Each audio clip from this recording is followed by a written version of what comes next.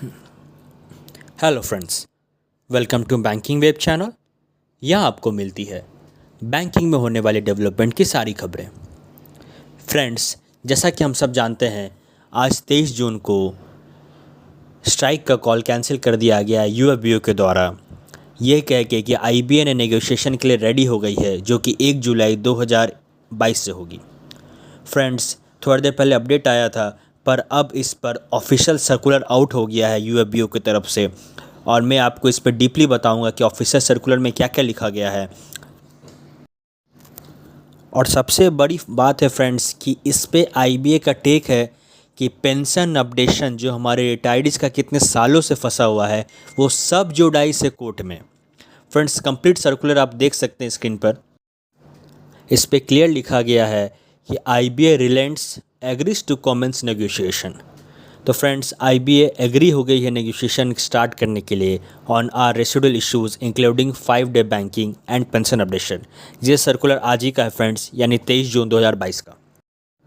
इसमें लिखा गया है कि यूएफबीओ ने आईबीए को जो स्ट्राइक का कॉल दिया गया था, उसके रिगार्डिंग सीएलसी यानी चीफ लेबर कमिश्नर ने आईबीए, डीएफएस और यूएफबीओ को एक मीटिंग के लिए बुलाया था। जैसा कि हम सब जानते हैं, ये मीटिंग पहले 21 तारीख को हुई और उसके बाद और आज 23 तारीख को हुई।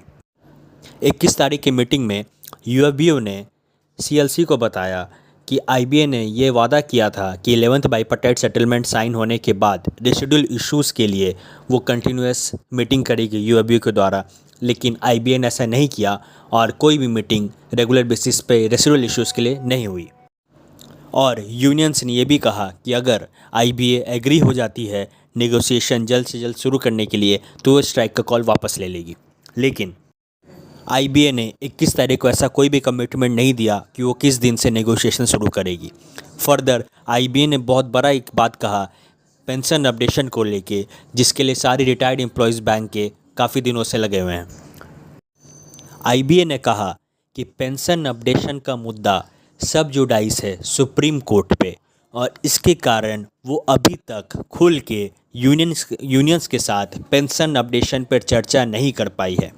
इसके रिप्लाई में यूनियंस ने कहा कि यूएफबीओ ने ऐसा कोई भी केस सुप्रीम कोर्ट पे नहीं किया है, और सुप्रीम कोर्ट में जो केस चल रहा है उससे कहीं पर भी ये दर्शाया नहीं जाता है कि इस मैटर को स्टे किया गया है, यानी इसमें कोई स्टे नहीं लगा है और आईबीए इस पे हमसे वार्तालाप कर सकती है।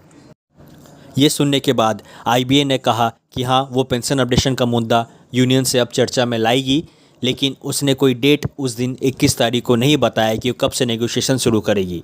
इसके बाद मीटिंग स्थगित हुई और आज 23 तारीख को मीटिंग फिर से शुरू हुई।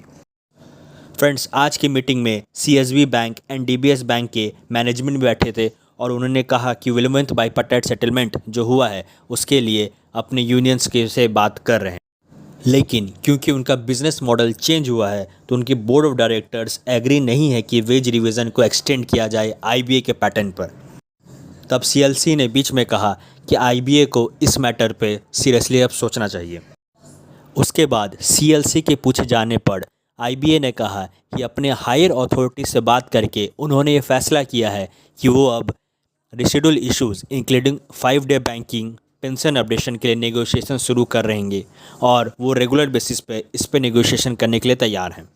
उसके बाद सीएलसी के पूछे जाने पर उन्होंने कहा कि 1 जुलाई 2022 से वो नेगोशिएशन शुरू करेगी यूनियंस के साथ। और उन्होंने ये भी कहा कि जो मीटिंग होगी वो आईबीए ऑफिस मुंबई में होगी, और एक लेटर जो इनवाइट करता है यूएफबीओ को मीटिंग के लिए वो ऑलरेडी सेंड कर दिया गया है कन्वीनर को। इसका मतलब कि मीटिंग के पहले ही आज कन्वीनर को एक लेटर भेज दिया गया था कि 1 जुलाई 2022 से नेगोशिएशन की मीटिंग शुरू होगी। इसके साथ ही यूएफबीओ ने हम सबको ये बता दिया कि 27 जून 2022 की स्ट्राइक को डिफर्ड किया जा रहा है, ये देखते हुए कि आईबीए आगे आई है रेगुलर बेसिस पे नेगोशिएशन करने के लिए 1 जुलाई 2022 से। फ्रेंड्स, इसमें देखने वाली बात यह है कि पेंशन अपडेशन का मुद्दा तो इसमें उठा, लेकिन 5 डेज बैंकिंग के बारे कोई एक्स्ट्रा इसमें आउटपुट हमें इस सर्कुलर से नहीं मिला है। तो फ्रेंड्स, हमें वेट करना होगा 1 जुलाई का कि 5 डेज बैंकिंग पे क्या अपडेट आता है। और हम सब जानते हैं कि 12th बाईपार्टाइट सेटलमेंट नवंबर 2022 से ही लगना है, तो हम सब चाहेंगे कि उसके पहले ये सारा इश्यूज़ क्लियर हो जाए। फ्रेंड्स इसी तरह के अपडेट्स आगे भी पाने के लिए चैनल को सब्सक्राइब करें ताकि मैं समय समय पे आपको हर तरह की अपडेट्स देते रहूं। Thank you.